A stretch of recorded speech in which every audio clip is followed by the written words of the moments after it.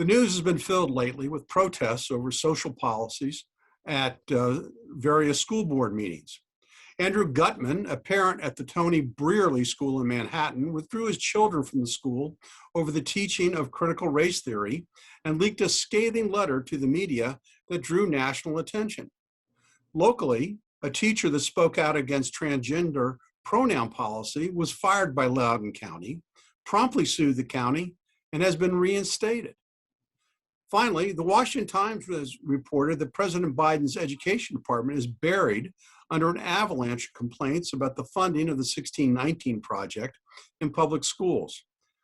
So, Cynthia, there's a lot packed into the headlines these days, and parents are increasingly concerned about what is being taught to their adolescent children. But is there a central theme to all of these concerns? Well, we're talking about the grappling that America continues to do around social, cultural issues.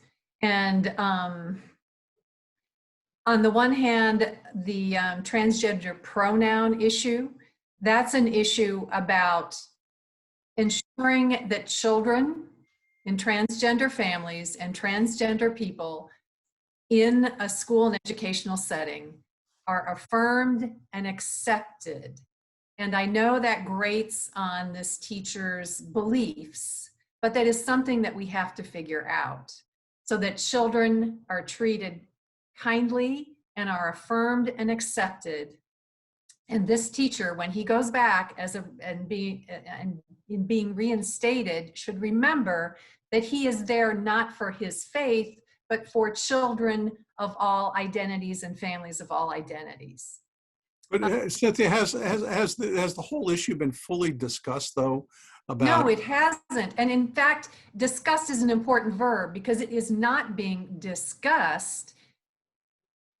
It seems like it's two sides yelling at each other, not listening, and not trying to grapple with how people can live with the acceptance of people who are not like them and may not have the same belief system. And the 19 project, this is something else that has been blown up, but at the core, it's about understanding our history better. It's about acknowledging what's good, but it's also about understanding and revealing what has been bad and what has been ugly. Well, I don't think there's any doubt that we need to have an honest discussion about our historical past. The question is, there's a lot of questions about the veracity of the 1619 project and whether it has been fully vetted. So there's more to that than just whether or not it's a good thing to be able to discuss what our past is. I mean, but some of the premises of the 1619 project have been questioned. I want to go to Laurie, though, about also follow-up, because Loudoun County, like Montgomery County, has instituted an action plan to combat systemic racism. And in Loudoun County, it established a protocol about the wearing of certain flags and images deemed to be racist or hateful.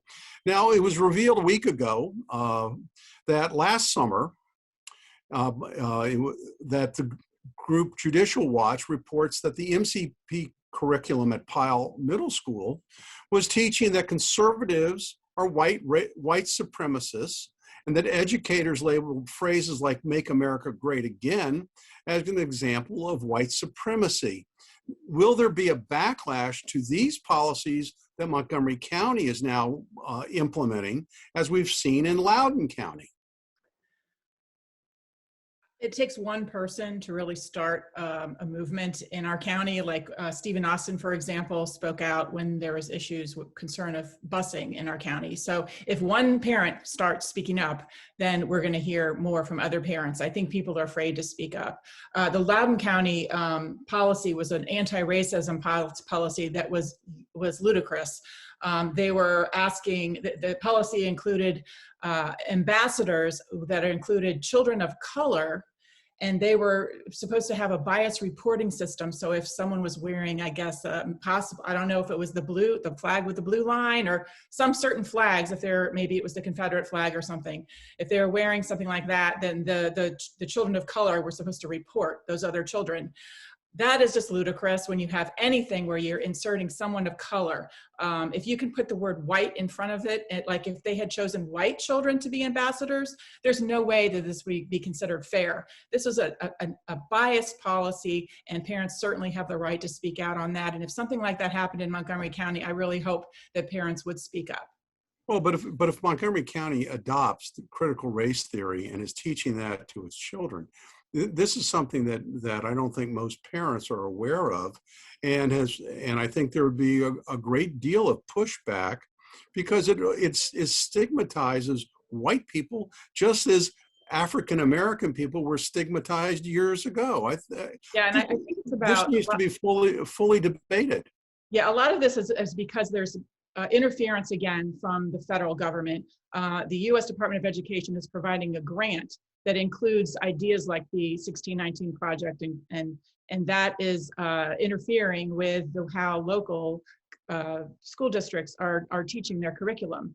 So I want to give Cynthia the last word. We have to go to break. I want to give Cynthia the last word. Sorry, Laurie. Yeah, I just want to talk about 16. I mean, the fixation on the 1619 project, I think, needs to be parked for a minute. But we do need to acknowledge that it would be better if we had learned about Reconstruction in US history. It would be better if we had a better examination of history of Native Americans.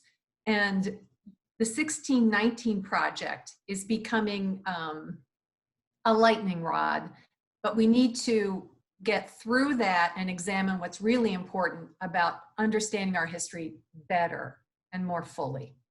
Well, I'll reiterate what I said before, which is we need to examine our historical past.